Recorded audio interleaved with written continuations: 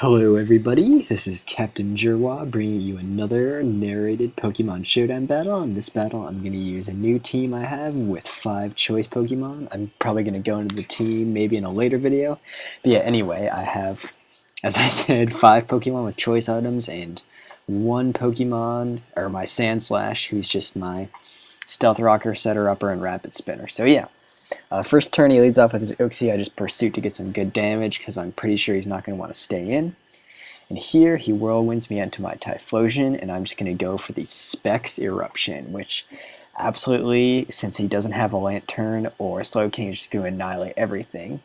And here he sent in his Magmortar, and I probably should have just stayed in and Eruptioned him because still would have done a hell of a lot of damage, and he doesn't really have too much that can, I mean, Focus Blast would probably do a good amount, but it wouldn't kill me, so I don't know. But yeah, go into my Lantern to take it and Volt Switch out to break his sub, go into my Medicham to threaten him out, and I go for the high jump kick on the Mandibuzz, and judging by that damage, that is probably a specially defensive Mandibuzz, and that's a 2-hit KO, but unfortunately I do miss, which is rather unfortunate, but high jump kick does tend to miss a lot, so that is why I'm running both high jump kick and Drain Punch. So I go into my Sandslash here because I know I can take his Brave Bird really well, and I want to set up my Stealth Rocks of my own since he does have this Mandibuzz and a Magmortar, which would be good, but unfortunately he does taunt me, which kind of sucks, but I mean it's okay because I do have the Stone Edge, which I'm not sure how much it would have actually done to him, but all I know is that he doesn't have Toxic, so I can basically stay in for a while.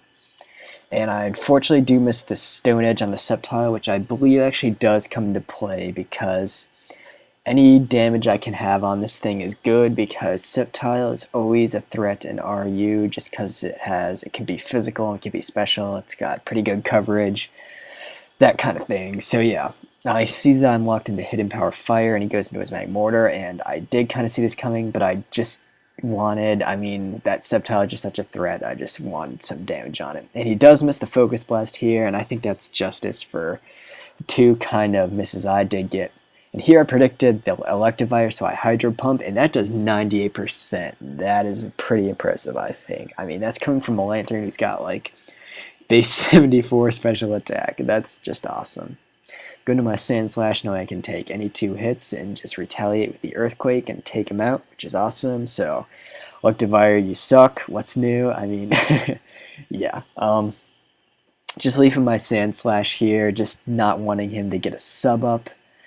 But he is going to be able to get some HP back, which is a bit unfortunate. And here is where that Stone Edge miss earlier comes into play because he's able to barely live this and actually kill me off with a Giga Drain. So that kind of sucked, but you know, it happens, so it doesn't really matter, I guess. It's hacks. So anyway, I just go into my Spiritomb and Shadow Sneak him. I did not want to Sucker Punch because I believe that he was clicking Substitute right there, predicting my Sucker Punch. But yeah. So here he Whirlwinds me out into my Spiritomb, and here I'm going to go for the Trick, and I'm going to trick the incoming Hitmonchan. You may think that a banded Hitmonchan is kind of a scary thing, but when I have a Ghost type and something that resists Ice, it's actually not a bad thing to have. And as you go to see here, he's going to predict my Switch, which is awesome. So he's locked into Drain Punch, and here I'm going to predict him to predict my Switch again. I think he's going to want to stay in, which he does, which is awesome. And so here I'm going to Pursuit him, just thinking, you know, he's definitely not going to stay in this turn. So yeah, I'm able to get that off, and he's going to go into his Mandibuzz, and now that I am leftovers, I cannot touch him or do anything to hinder him whatsoever. So I'm just going to go into my Lantern. At this point, I'm pretty safe to just spam Choice Specs Thunderbolts, which actually, I believe this is a especially defensive Mandibuzz. And yeah, that's definitely an extremely solid 2-hit KO against something this bulky, which is good. And yeah, he's just spamming Roost, and there's really no point to do this. Basically, at this point, something's going to die, so he just decides to let his Hitmonchan die. That was pretty smart because it was banded. I don't know. He did have leftovers, so it might have just been a Rapid Spin Foresight one. He may not even have the Ice Punch, so there's that. He sets up a substitute with his Magmortar. I go into my Typhlosion, just knowing I resist his stab. I can just hit him with really powerful Specs Fire Blasts, and that should be able to break his sub and then take him out. And yeah, he just switches into his Mana Buzz, and the thing is specially... Okay, yeah, he's definitely especially defensive based on that damage. But yeah, even if though he's specially defensive, my special move is a 2-hit KO, so that's going to take him out, and at that point he's going to forfeit. So yeah, if you guys enjoyed, you can leave a like. If you want to see more videos, feel free to subscribe, and yeah, bye!